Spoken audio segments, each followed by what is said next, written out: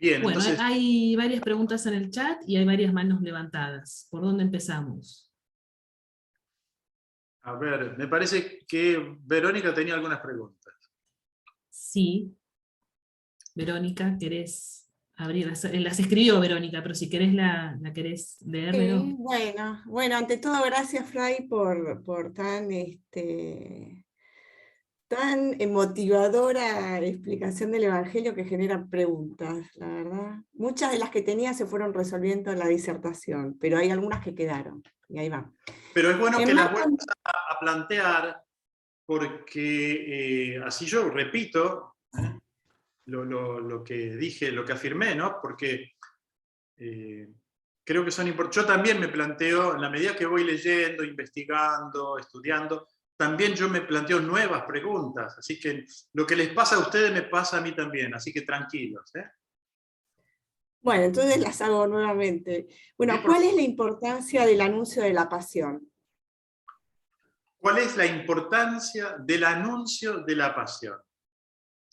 Una pregunta, ¿en qué momento Jesús comienza a anunciar la pasión? Como vemos, hay 3 anuncios en la narración de Marcos. ¿En qué momento? Después de la profesión de fe de Pedro, ¿no? En la cual Pedro dice, tú eres el Mashiach, eres el Mesías esperado. Ahora, decíamos que Mesías da la funcionalidad de aquel que debía venir. Ahora, ¿cuál era la función del Mesías? ¿Qué expectativas, qué esperanzas había en Israel? Y bueno, tenía que venir a liberarlos de los romanos, es decir, un Mesías político, un Mesías militar, para liberarse también, un Mesías que viniese a purificar todas las supersticiones, a purificar la fe de Israel, ¿no es cierto? Cosas que existen hoy también, ¿no? Entonces, ¿cuál es la actitud de Jesús frente a estas cosas que están sucediendo, ¿no? A esta dependencia político-militar, a esta sujeción del pueblo hebreo, a una potencia extranjera, a estas otras, digamos, corrientes religiosas que iban apareciendo por aquí y por allá. Bueno, ¿qué tipo de Mesías? Entonces, Jesús comienza a decir, a formar a los discípulos. Dijimos que en la primera parte del Evangelio, capítulos 1 al 8, Jesús anuncia el reino, y lo anuncia con hechos prodigiosos. En la segunda parte, Jesús está enseñando, dice el texto, comenzó a enseñar. Entonces, está formando a los discípulos. ¿Y qué les está diciendo? Y no dice el Mesías, él nunca se atribuye, se dice así, yo soy el Mesías. Él dice, utiliza una tercera persona, el Hijo del Hombre. Fíjense, ¿no? En 8:31, Jesús comenzó a enseñarles que el Hijo del Hombre debía sufrir mucho y ser reprobado por los ancianos, los sumos sacerdotes y los escribas, que le matarían y que resucitaría a los 3 días. Este es el primer anuncio de la pasión. Y los otros son similares. El último es más completo todavía. Y nos da la estructura de la pasión, muerte y resurrección de toda la narración, ¿no? De los últimos capítulos. Jesús les está diciendo qué clase de Mesías es él. Por supuesto, la reacción de Pedro no se dejó esperar. Así que la pregunta, ¿cuál era? ¿Podés repetirme la pregunta de vuelta, Verónica? Sí, ¿cuál es la importancia del anuncio de la pasión? La importancia entonces del anuncio de la pasión es preparar a los discípulos al drama que está por venirse y para que puedan comprender, puedan identificar qué tipo de Mesías es Jesús de Nazaret. No como se lo piensan otros, no como uno de los profetas, o sea, no responde, supera las esperanzas, las expectativas que tenían los contemporáneos de Jesús, que tenía Israel en aquel momento, ¿no? Gracias. Martín. Bueno, ahí le autorizo el audio a Norberto. Norberto, tenés que autorizar vos para poder abrir. Buenos días, padre, ¿cómo está? Hola Norberto. ¿Cómo está? Bien, gracias. En el versículo 37 dice, quedará el hombre a cambio de su vida. O sea, yo entiendo es un proverbio. La pregunta que yo le hago, padre, pero en el caso presente de Marcos, ¿se estaría refiriendo a la vida eterna o estoy equivocado? Bueno, a ver, tenemos que ir por parte. Estábamos hablando entonces del primer anuncio de la pasión. Después del primer anuncio, la reacción de Pedro, que dice, versículo 8, 33, capítulo 8, versículo 33.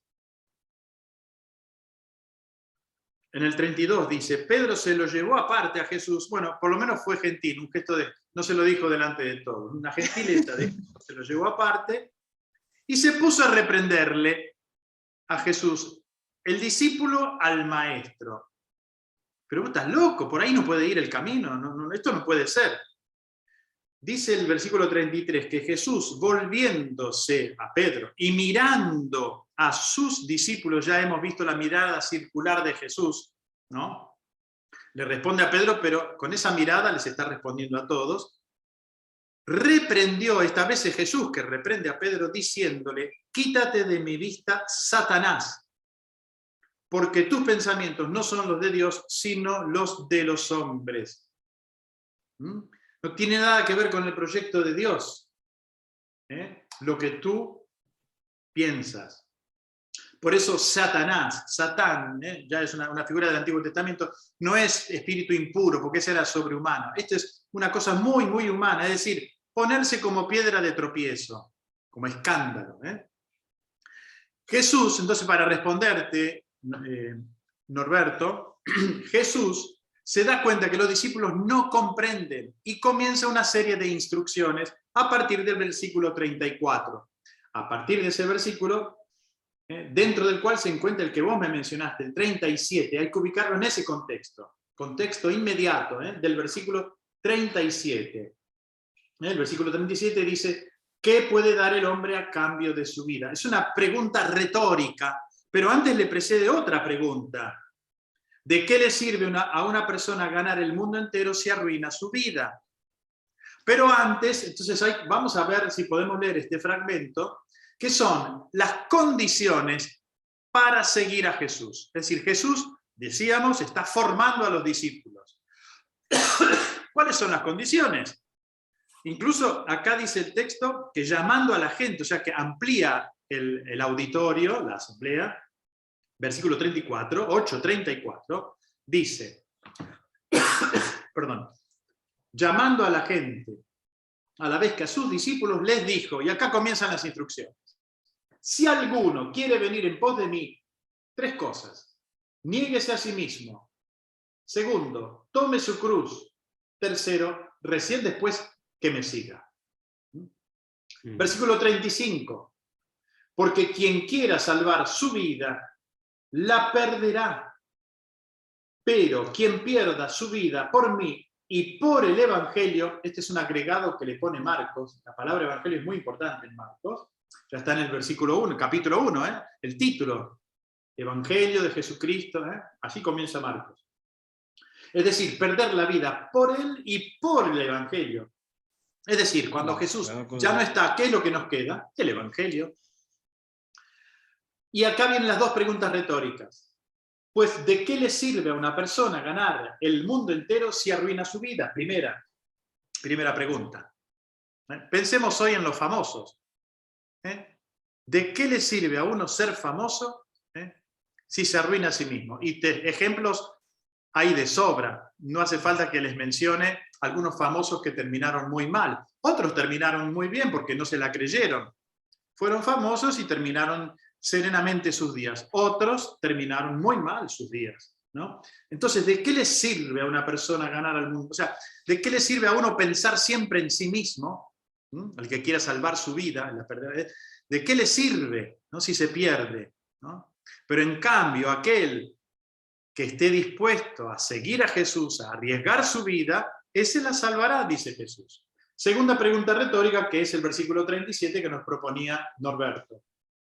¿Qué puede dar el hombre? El verbo griego dice antálagma, en cambio, a cambio, como trueque. ¿Qué puede dar el hombre? O sea, supongamos, el hijo de un gran rey se enferma, un cáncer tremendo, podrá tener todos los petrodólares que ustedes se puedan imaginar. El hijo se le muere. ¿Qué puede dar el hombre a cambio de su vida? El valor que tiene la vida humana. Incluso, si queremos, podemos, ahora que con todos estos temas bioéticos y no sé cuánto, bueno, es increíble cómo funciona el cuerpo humano, es una maravilla. Es un universo, un microuniverso, no sé cómo llamarlo, pero es una cosa para no entrar en el ámbito, hablo de a nivel orgánico, para no entrar en el ámbito psíquico. Realmente somos una máquina maravillosa. Bueno, es muy difícil, el hombre no ha podido suplir. Con la ciencia llega hasta un cierto punto, pero más allá no puede, entonces va avanzando, bueno, en la medida que puede. Pero el hombre no puede dar nada a cambio de su vida. ¿Qué puede dar? La vida es un don increíble, un don que supera. El tema central entonces en este fragmento de las condiciones para seguir a Jesús es la vida, porque todos queremos salvarla. ¿Quién no la quiere salvar? Bueno, ¿cómo es o sea, vieron ahora con el tema de que a ver dónde vamos a poner la platita, ¿no? Para que no se devalúe. Bueno, la pregunta es, ¿cómo vamos a hacer para salvar nuestra vida? ¿Dónde la podemos poner al seguro? Y bueno, siguiendo a Jesús. Ese es el camino más seguro, el camino del Evangelio, ¿no? Gracias, Padre. Muy amable. Bien. Bueno, ahora leo una de las preguntas, de las muchas preguntas que están en el chat que nos están llegando. Sí. Aquí van un poquito para atrás, en la profesión de fe de Pedro. Sí. La pregunta es si se puede decir algo más sobre esta confesión, tú eres el Cristo, y por qué inmediatamente Jesús lo manda a callar. Bien, es una muy buena pregunta. Pero antes de responder esa pregunta, Débora, antes de empezar el chat, de abrir el chat de hoy, vos me habías preguntado qué es una perícopa, término que yo utilicé en mi presentación, ¿no? Sí. Perícopa es un fragmento, peri es alrededor de en griego, como perímetro, periplo, perímetro. Cope es cortar, es un recorte, es un fragmento, se utiliza mucho en Biblia la palabra técnica perícopa, es un fragmento de la Biblia. Un fragmento. Y son aquellos subtítulos que le pone en la Biblia, porque vos decías que estos subtítulos no son palabra revelada. ¿Cada subtítulo es una perícopa? Bueno, podríamos decir que sí, porque el que imprime la Biblia le da una, digamos, divide los fragmentos del modo más lógico posible. Entonces sí, podríamos decir que los títulos no son palabra de Dios, decíamos, pero debajo de cada título entonces tenemos las distintas perícopas. Y entonces ahora vamos a la pregunta que vos hacías, ¿no? Que hacían algunas personas. Sí. ¿Podés repetirla entonces? Sí, sobre la confesión de fe de Pedro, donde dice, es la primera vez que aparece la confesión o sea, en el capítulo 8 recién aparece la confesión de fe de uno de los discípulos, tú eres el Cristo. O sea, si se puede explicar un poco más qué quiere decir esta expresión, ¿por qué no le dijo otra cosa a Pedro y le dijo tú eres el Cristo? Y luego, ¿por qué lo manda a callar Jesús? Bien, bien. En realidad, los discípulos van a llegar a reconocer la identidad de Jesús después de un gran camino al lado del Maestro. Fíjense, después de recorrer toda la primera parte del Evangelio, ahí lo reconocen como el Mesías. Sí, reconocen que es alguien que hace cosas extraordinarias. Ellos vieron que Jesús hizo milagros, que liberó a la gente de los endemoniados, digamos, los liberó, curó mucha gente. Es decir, ven que este hombre tiene fuerza, tiene potencia, que su palabra tiene autoridad. O sea, ven en Jesús un personaje realmente extraordinario. De hecho, las opiniones de la gente lo imaginan como un gran profeta, Elías, etcétera, ¿no? Piensan que, o sea, ya comienzan a vislumbrar que Jesús no es uno cualquiera, no es un personaje cualquiera. Entonces, Pedro llega a la conclusión, y esto lo sabemos por el otro evangelio, de que inspirado por Dios, Pedro reconoce que Jesús es el Mesías. Pero todavía sigue teniendo en la cabeza ese tipo de Mesías que hemos dicho antes, ¿no? Digamos, una imagen deformada de lo que es realmente el Mesías, ¿no? Y justamente por eso, porque Jesús sabe que van a tener que hacer con gran sacrificio, con gran dificultad, van a poder llegar a reconocer qué tipo de Mesías es Jesús, es que hay que esperar hasta el final del Evangelio, hasta después de la muerte, de la pasión, muerte y resurrección. No pueden anunciarlo ya, por eso lo manda a callar. Jesús no se presenta como Mesías, pero tampoco quiere que lo reconozcan como Mesías, hasta que no se cumplan las Escrituras, hasta que Él no pase por la pasión, hasta que Él demuestre con su pasión, muerte y resurrección qué tipo de Mesías es Él. Por eso los manda a callar. Y esto, bueno, detrás de esto está lo que se llama técnicamente, los estudiosos hablan del secreto mesiánico. Ahí está. El secreto mesiánico. O sea, el Mesías, llegar a comprender quién es Jesús es un secreto que el mismo Jesús va revelando progresivamente. Bien, pero y entonces acá preguntan otros, pero entonces Cristo y Mesías es lo mismo, o sea, ¿por qué le dice Cristo y no Mesías? Bueno, no, acá tenemos un problema terminológico y de lenguaje, de idiomas. La palabra Mashiach hebrea significa Mesías. O sea, nosotros hacemos la transliteración, pero significa, ¿qué significa Mashiach? ¿Qué significa Mesías? Significa ungido. Era un término que se le aplicaban a los reyes, a los profetas, a los sacerdotes. Sobre todo a los reyes y sacerdotes. Ungido significa. Y el griego, el texto griego, traduce esta palabra, Mesías, por la palabra Cristo. Es decir, son sinónimos. Entonces tenemos Mesías, Cristo, ungido.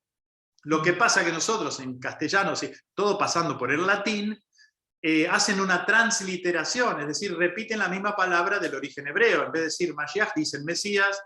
En vez de decir Christos, griego, dicen Cristo.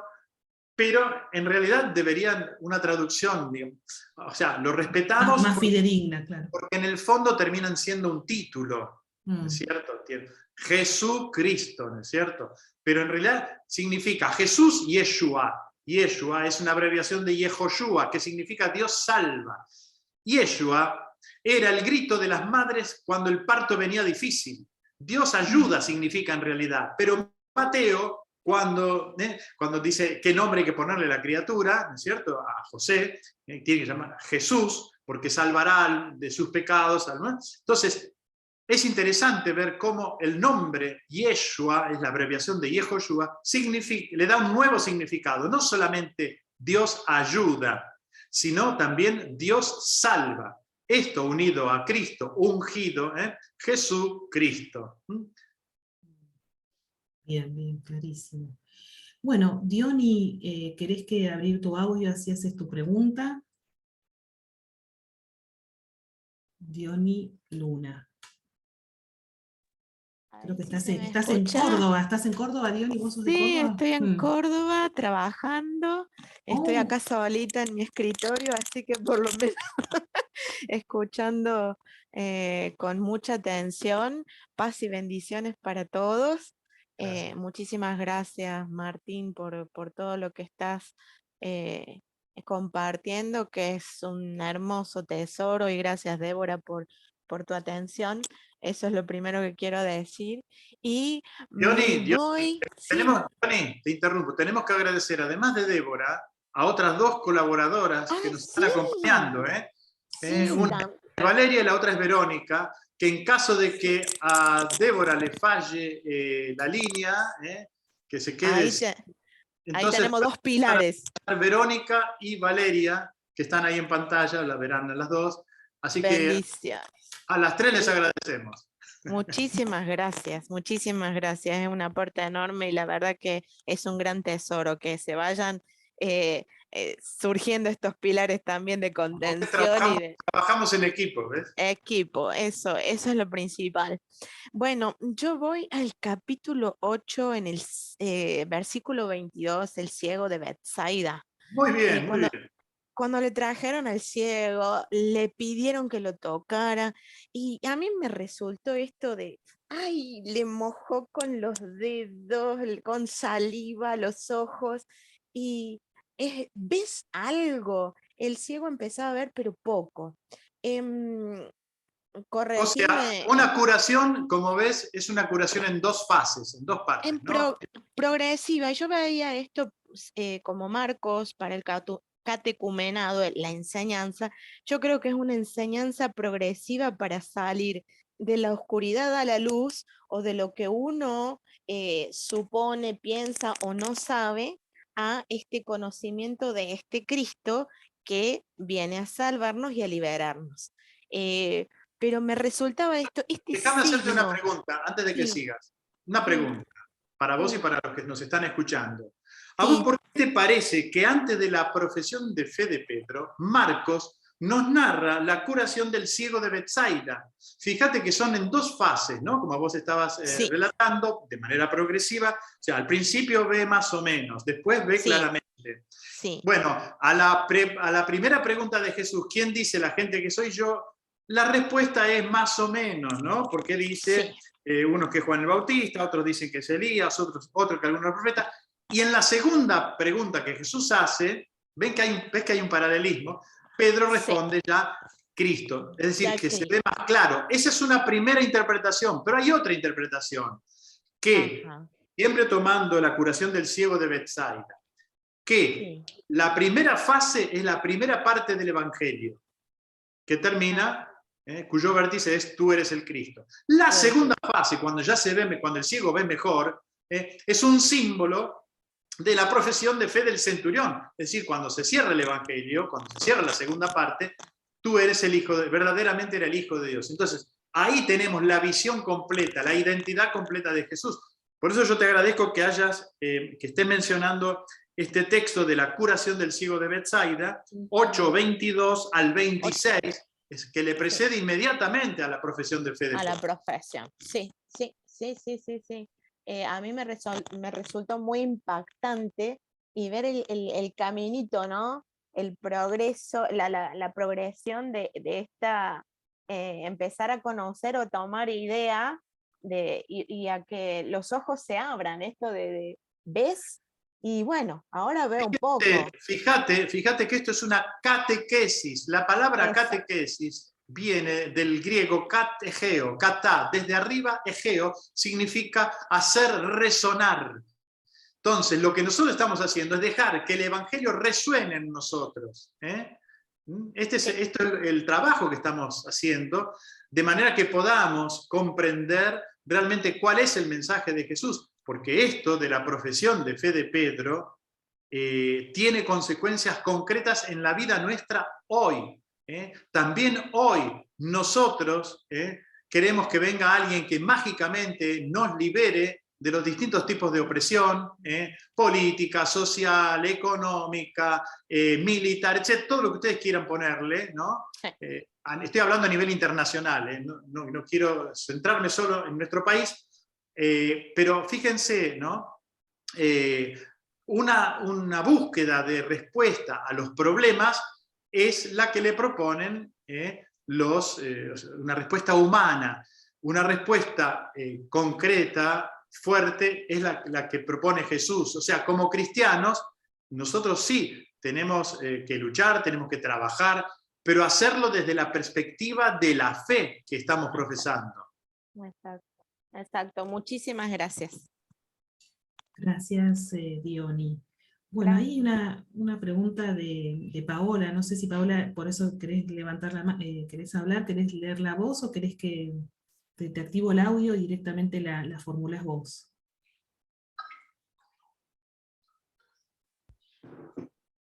Hola, buenos días, ¿cómo está? Bueno, un poco con relación a lo que venimos hablando, mi pregunta era si el mensaje de nuestro Señor en nuestras vidas, digamos, de señalar que el camino del cristiano es un camino diferente de lo que cada uno piensa o se proyecta en su vida. Es decir, nos muestra que va a haber dificultades y en algunos casos desvíos en este transitar de lo que planificamos para nuestra vida. Es decir, nosotros tenemos un proyecto personal, pero bueno, la vida no se va dando. Para cumplir lo que Dios quiere, que como siervos suyos seamos y cumplamos su voluntad. Un poco que venías con esto que en relación a llevar la cruz. Sí, atención, hay que tener mucho cuidado cuando decimos lo que Dios quiere, su voluntad. Es decir, y eso yo lo digo a veces cuando hago la introducción al Padre Nuestro en la misa. Hágase tu voluntad significa hágase tu proyecto, ¿no? Porque si no lo podemos ver de una manera como algo pesado, digamos, esclavizante. No, hágase tu voluntad, hágase tu proyecto. Y cuando nosotros nos ponemos a poner en práctica el proyecto de Jesús, y vamos a encontrar dificultades, como las encontró Jesús.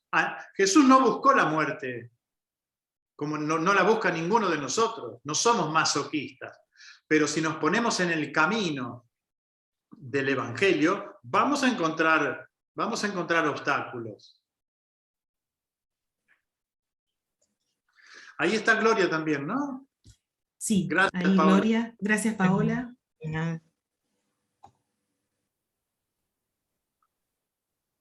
Hola, ¿se escucha? Sí, perfecto. Perdón, ¿me autorizaban a mí o sigue Paola? Disculpen. No, Gloria, a vos. Bueno, gracias por darme esta posibilidad. Bueno, Jesús es verdadero Dios y verdadero hombre.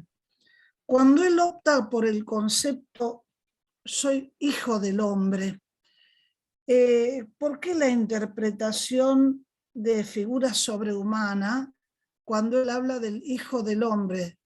Esa es la pregunta. No termino de entender.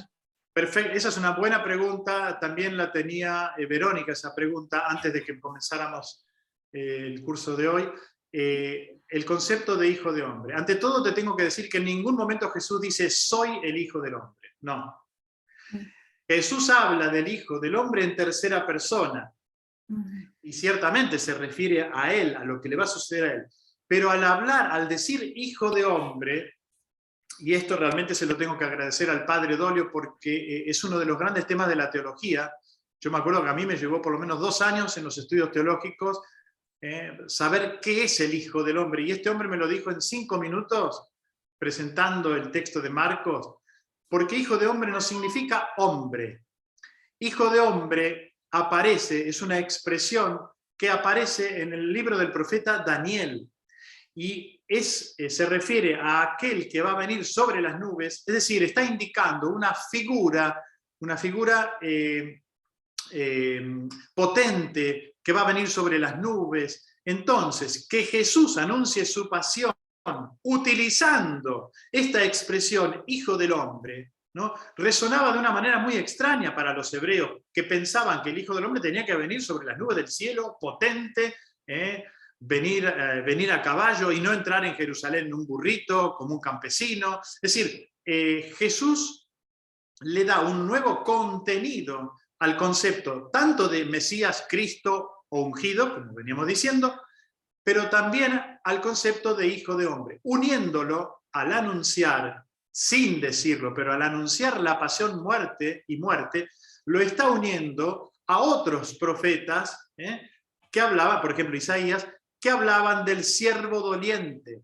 Entonces, Jesús realmente es del otro mundo, es el hijo del hombre, pero no se presenta con la potencia y glorioso. Se presenta bajo otra figura del Antiguo Testamento, que es la del siervo doliente. Entonces, en Jesús se identifican el Hijo del Hombre, aquel glorioso, aquel que viene del otro mundo, y eso es verdad, Jesús viene del otro mundo, se identifica con el siervo doliente, aquel que tiene que pasar, por eso los 3 anuncios de la pasión, ¿no?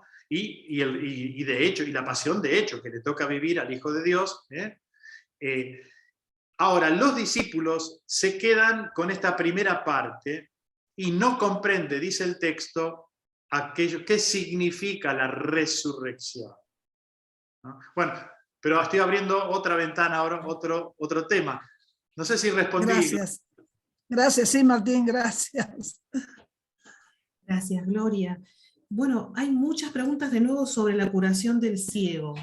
Sí. Las leo así juntas. Bueno, antes Sí. de que leas eso, yo les pregunto a ustedes, ¿este es el único ciego que aparece en el Evangelio de Marcos?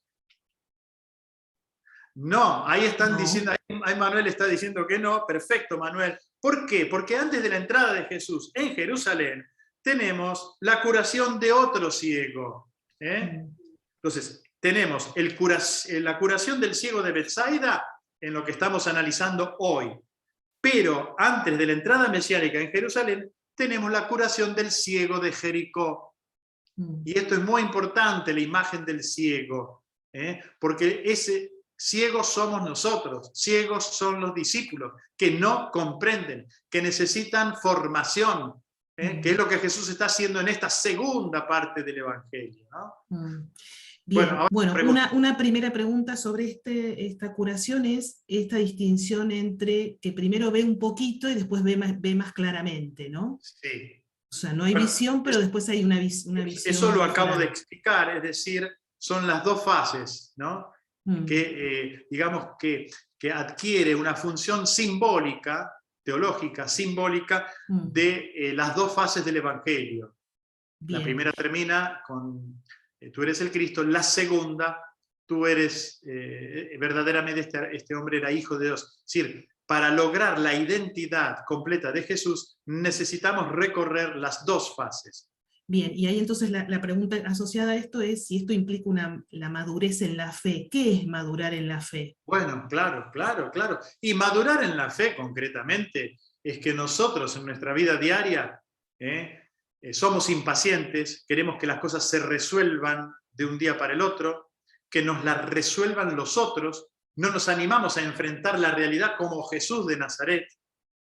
Entonces, madurar en la fe significa primero mirar la realidad como es, no como a mí me gustaría que fuese. Y para eso la fe ayuda. No es que nos resuelve los problemas la fe, pero sí nos ayuda a ver. Por eso el ciego, por eso estamos ciegos muchas veces, porque no queremos ver. No hay peor sordo que el que no quiere oír, o peor ciego que el que no quiere ver, ¿no? Y fíjense, la gente que se deja ayudar tanto en la vida espiritual, buscando un padre espiritual o una madre espiritual, a ver, ustedes pueden acompañar espiritualmente a muchas personas, pueden acompañar espiritualmente a adolescentes, a otras familias, a otros matrimonios, a otras personas. No solamente los sacerdotes pueden hacer dirección espiritual, pero también hay una ayuda desde el punto de vista psicológico. Entonces, pero para nosotros, para pedir ayuda espiritual o psicológica, necesitamos reconocer que no vemos claramente. Entonces, esto es muy importante, aceptar la realidad, aceptar que en mi familia tenemos estos problemas. Hasta que no los enfrentemos, y voy a seguir dando manotazos, voy a seguir tirando la pelota al córner, voy a seguir ocupándome de cosas de las que no me tengo que ocupar, ¿no? Entonces, Jesús nos invita a eso, la madurez en la fe es, señores, tenemos que ver la realidad como es y asumirla como es, y bueno, y con los elementos que cada uno tiene, como dice el Papa, ¿no? La educación no es simplemente formar gente útil a la sociedad, sino gente capaz de transformarla. Y vaya si necesitamos transformar nuestra sociedad, ¿no? Bien. Bueno, sobre el mismo relato de la curación, aquí alguien pregunta, en 8:23 dice que tomando al ciego de la mano lo sacó fuera del pueblo. ¿Qué significa lo lleva afuera para curarlo? Me queda resonando eso, dice María Luján. A ver, decime dónde está el texto. 8:23, lo tomó de la mano, lo sacó afuera del pueblo. ¿Qué Tomando significa? al ciego de la mano, lo sacó fuera del pueblo. Y tras untarle saliva en los ojos, le impuso las manos y le preguntó. No sabría qué responder. directamente. Para mí es nuevo este interrogante. ¿Por qué se lo lleva aparte? Puede ser, pero esto es una hipótesis que se me ocurre ahora, puede ser que tenga que ver también con el secreto mesiánico. Evitar todo tipo de fanatismo con Jesús. Locura porque por amor locura, pero también tiene una fuerza simbólica este fragmento, esta perícopa de la curación del ciego de Betsaida, ¿no? Puede ser también una delicadeza de parte de Jesús, porque incluso Marcos dice que lo sacó fuera, dice, a ver, tomándolo de la mano, ¿ven? Es un gesto tierno, ¿no? Pero bueno, es un tema que tengo que estudiar. No sé si María Luján querés agregar algo, ahí te abrí el audio. No, me quedó resonando eso, ¿no? Que lo saca afuera, después también, una vez que lo cura, le dice que vuelva a su casa, pero que no entre al pueblo, ¿no? Entonces como que puede ser eso del secreto mesiánico, me queda resonando eso de sí, que lo sacó, justamente lo en el versículo 36, después de curarlo, él lo envía a su casa, dice, ni siquiera entres en el pueblo, le dice, claro, sí. No, lo que pasa es que Jesús quiere evitar, a partir de la segunda parte del Evangelio, esto es Marcos, ¿no? El Evangelio de Marcos, quiere evitar todo tipo de fanatismo. Fíjense que en la primera parte del Evangelio, los 8 primeros capítulos, Jesús se la pasa haciendo milagros, curando gente, ¿no? Ahora, llega un momento en que ya no puede presentarse en público, ¿no? ¿Por qué? Y porque la gente lo busca, quiere que Jesús lo cure, quiere que Jesús lo asista, en fin. Y Jesús tiene una misión, no es un simple curandero que viene al mundo. Claro. Tiene una misión, entonces, sí, vino al mundo para hacer el bien, pasó por el mundo haciendo el bien, pero él tiene una misión, ¿no? Revelarnos al Padre, ¿no? Bien, ahí hay alguien que está Gracias. levantando la mano. Gracias, María Luján. Ahí alguien levanta la mano que dice Noemí, pero me parece que no sos Noemí, ¿no? Soy Alberto, Alberto. el esposo de Noemí. Bien. ¿Qué tal, Martín? Muy bien, ¿cómo estás, Alberto? Alberto Ross. Muy bien, muy bien. Ahí apareció Noemí, mirá. Sí. No, es como que ahí en esa parte, es como que lo hace en dos partes al milagro. Sí. Ese milagro que nos abre los ojos a nosotros, es como que no le da al hombre todo lo que vino a hacer, no se lo mete de golpe en la cabeza. Es como que nos va dándonos progresivamente, durante todo el Evangelio, nos va presentando su mensaje de a poco. Y así a nosotros el hombre va asimilando y va progresando en la fe. O sea, yo lo veo como que son dos etapas para decir, bueno, no vamos a ir a la iglesia, estamos en una charla y salimos súper cristianos ni nada. Nosotros tenemos que ir haciendo ese ejercicio de ir conociendo cada vez más a Dios de a poco. O sea, excelente esto que estás diciendo. Veo que también Alexis de Asís está levantando la mano. Después de responderte a ti, le damos la palabra a Alexis. Sí, es así, tal cual. O sea, no sé si les ha pasado a ustedes, ¿no? A lo largo de los años, que llega un momento y decís, pero ¿y esto cómo no lo vi antes? ¿No?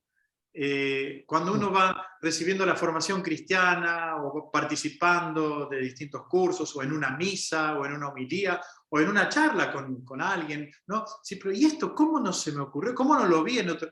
Bueno, sí, nosotros vamos aprendiendo la fe de manera progresiva y esto nos hace muy bien saber que es así y que es hasta el último respiro de nuestra existencia que vamos a seguir aprendiendo, sobre todo porque aprender en el sentido de aprendizaje vital, no simplemente intelectual.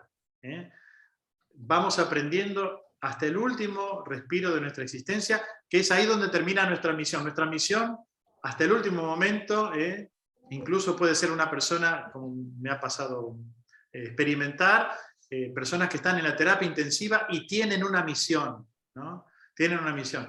Es más, estoy pensando en Santa Teresa del Niño Jesús, que parece ser que su misión ni siquiera termina después de la muerte, porque ella dice, al final de su vida, quiero pasar mi cielo haciendo el bien en la tierra. Alexis, te escuchamos. Perdón. Ahí. Gracias, Alberto. Bueno, Alexis justamente era el que había hecho esta pregunta de las dos, de la mejoría en la visión. Alexis, tenés que vos activar el audio. Ahí. Ahora. A ver, no se te escucha. Tenés que activar el audio. No, lo volviste a cerrar. Espera. A ver ahí. Reunión. Ahora sí, a ver, Alexis. Ahora silenciado alerta. Audio ahora no silenciado alerta. Es que con respecto a la curación comparto que hay dos textos con respecto a la curación del ciego, y con respecto a esta curación del Evangelio de Marcos, lo podemos ver en dos facetas. Uno que es un ciego en dos discapacidades, la ceguera y la baja visión, como que se va concretando la sanación de Jesús. Y también a veces hay, cuando hacen las reflexiones sus hermanos sacerdotes, a veces miran mucho la parte espiritual, pero fue alguna acción concreta para que vea, vamos, se manifieste en esta discapacidad del ciego, la sanación, ¿no?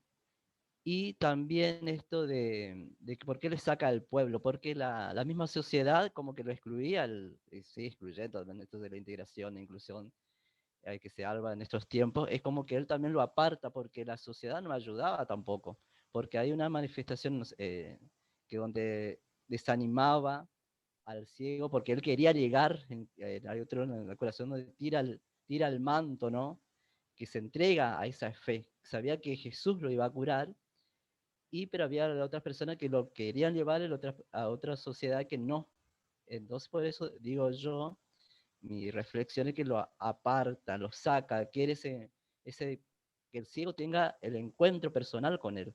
Perfecto. Bueno, dos cosas importantes, Alexis. La primera es que sí, tenés razón, a veces los curas hacemos una lectura espiritual, espiritualista, espiritualizamos el texto y nos olvidamos de la concretez que puede tener, ¿no? Y acá estamos frente a hechos concretos, realmente, como vos señalás y como aparece. El Evangelio tiene una base histórica, hechos concretos, pero con una interpretación, obviamente. No es que les interesa hacer una crónica, un relato así fidedigno de tal que pasó, no.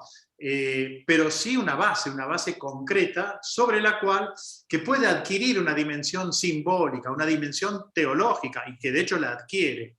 Esa es la primera parte. Entonces, sí, realmente Jesús, como dice el libro de los Hechos, pasó por el mundo haciendo bien, pasó curando toda enfermedad y dolencia, liberando de los demonios, etcétera, etcétera.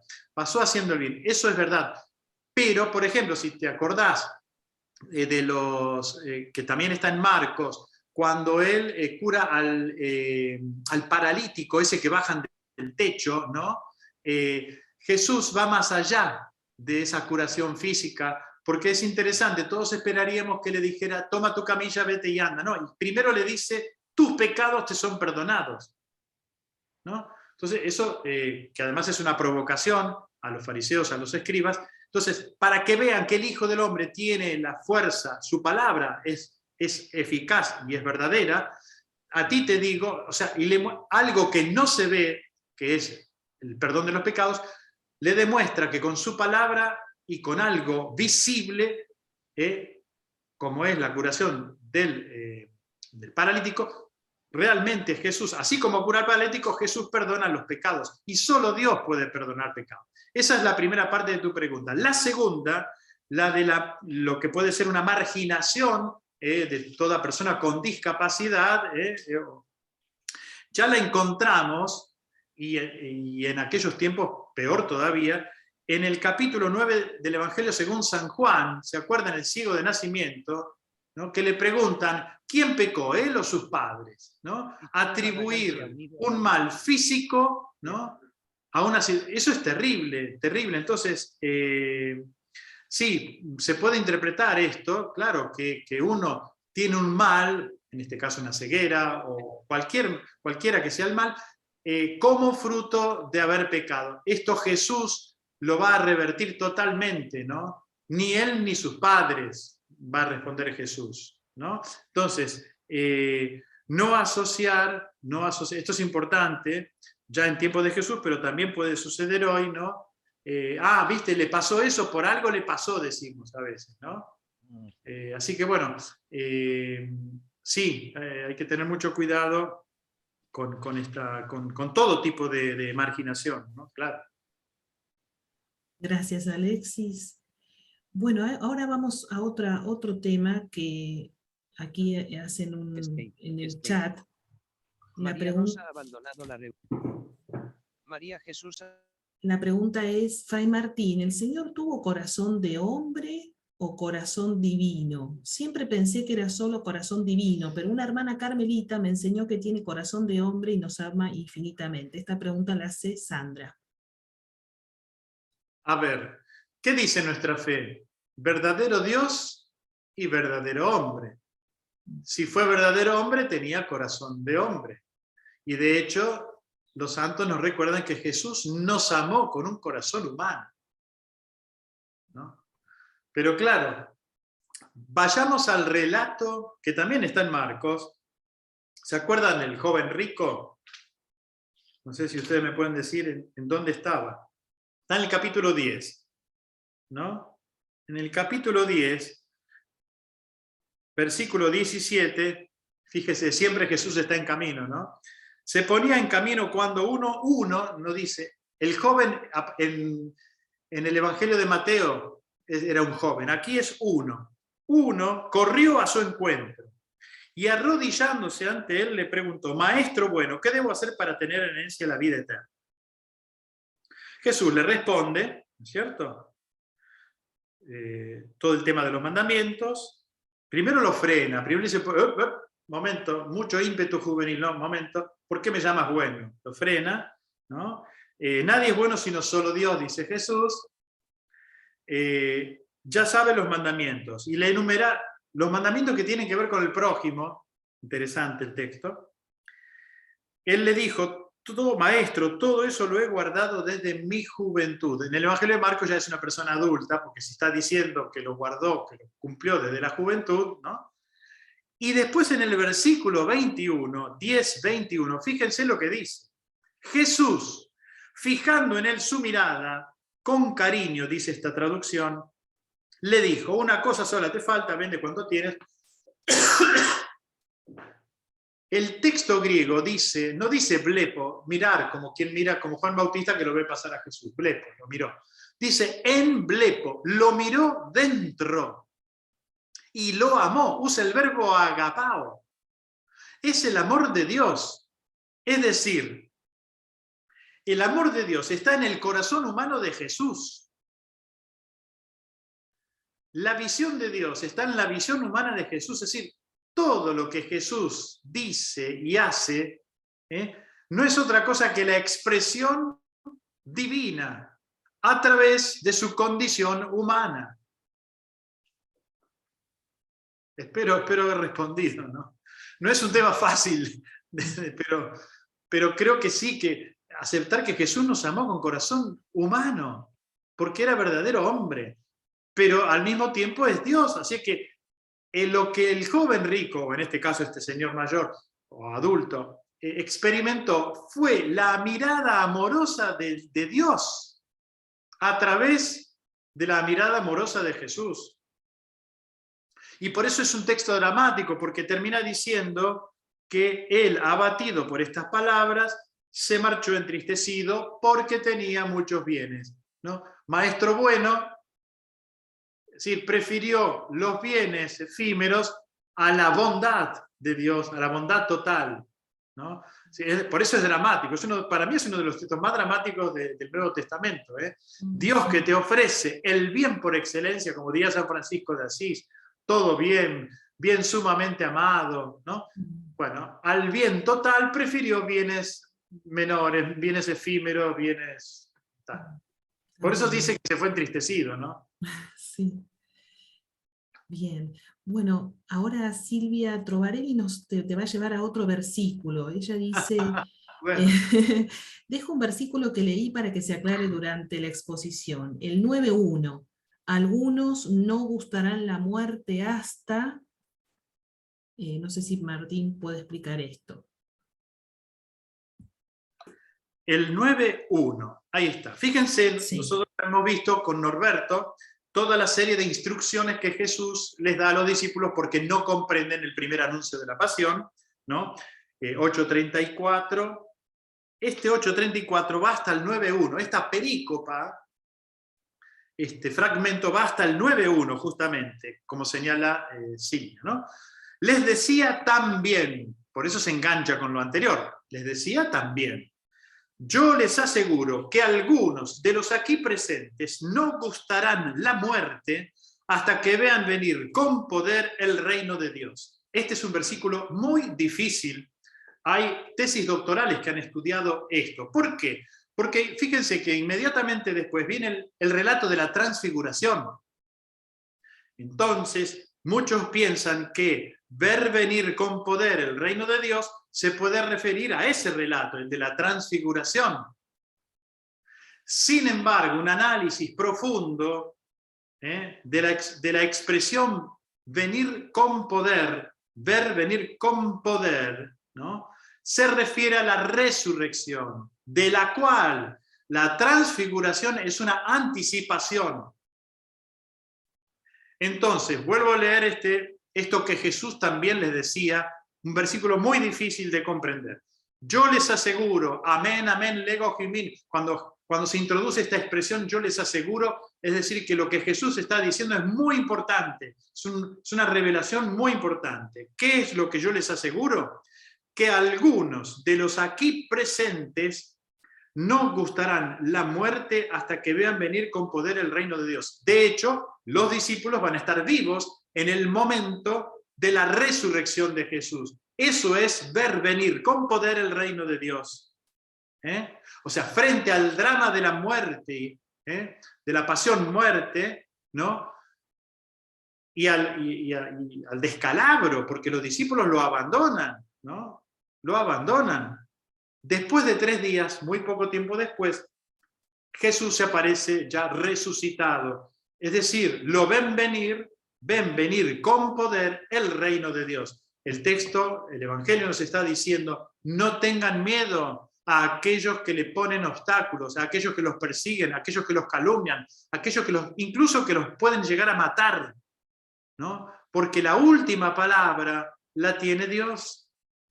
Sobre todo para con los que le han sido fieles, ¿no? Fíjense, en esa serie de instrucciones, que en el versículo, ¿se acuerdan la pregunta que me hizo Norberto? 8:34 al 38, ¿no? Hay una expresión en el versículo 38 que dice, porque quien se avergüence de mí y de mis palabras, en esta generación adúltera y pecadora, también el Hijo del Hombre se avergonzará de él cuando venga en la gloria de su Padre con los santos ángeles. Se está refiriendo a la segunda venida.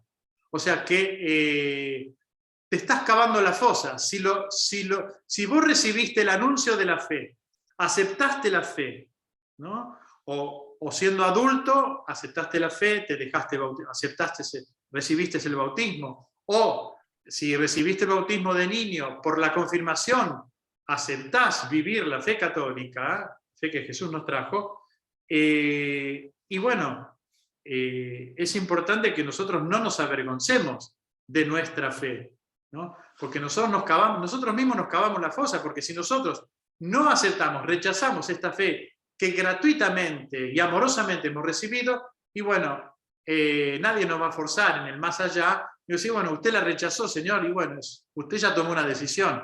Ahora hágase cargo, y ya es tarde. Una vez que pasamos el umbral de nuestra muerte, ya es tarde, ya es muy tarde. Menos mal que nos queda un poquito ese rezar por los difuntos, todo lo que vimos sí. la otra vez con el tema del purgatorio, Pero atención, yo no me confiaría mucho en el purgatorio, se lo digo desde ahora. Claro. Silvia, Gracias, Silvia, ahí querías gracias. agregar algo, Silvia, ¿querías agregar? No, o sea, me parecía un texto tan difícil. Bueno, ahora Martín dijo que es difícil para todo el mundo. Y bueno, por eso, porque había leído con anticipación y digo, bueno, no me voy a quedar con la duda. Silvia, yo me animé a explicártelo porque lo estudié, porque es parte de mi tesis de licenciatura este texto. Ah, mira. Por eso me animé. Además leí varias cosas muy autorizadas que realmente explican este venir en poder, ver venir en poder, ¿no? Y de hecho los discípulos experimentan, fíjense, no solamente el drama de la pasión y la muerte, sino la potencia de la resurrección que los lleva a que ellos mismos también den su vida. La Iglesia, cada vez que celebra a un apóstol, ¿de qué color nos vestimos? De rojo. Es el color del martirio. Claro. Bueno, muchas gracias. Gracias, Silvia. Bueno, estamos en hora, pero hay una mano levantada y una pregunta en el chat. Si querés, le doy la palabra a Elina. No, si estamos en hora, vamos a hacer así, Débora. Sí. Concluyamos, después el que quiera que siga. Entonces, concluimos esto con una oración. Ustedes rezarán por mí una Ave María, me imagino. Yo les doy la bendición. Y en todo caso, si querés, podés dejar la grabación, que dure un poquito más. Y para que la gente que tiene su horario, 11:30 hemos dicho que terminamos, así que 11:30 terminamos. Y le dejamos una chapa, como dice. Se quedan los que quieran seguir un ratito más. Bueno, el Señor entonces la bendición. El Señor los bendiga y los proteja. Les muestre su rostro y tenga misericordia de ustedes. Vuelva su rostro hacia ustedes y les conceda la paz. Y que la bendición de Dios Todopoderoso, del Padre y del Hijo y del Espíritu Santo descienda sobre cada uno de ustedes y sus familiares y permanezca para siempre. Nos vemos dentro de un mes. Gracias. Adiós. Bueno, seguimos.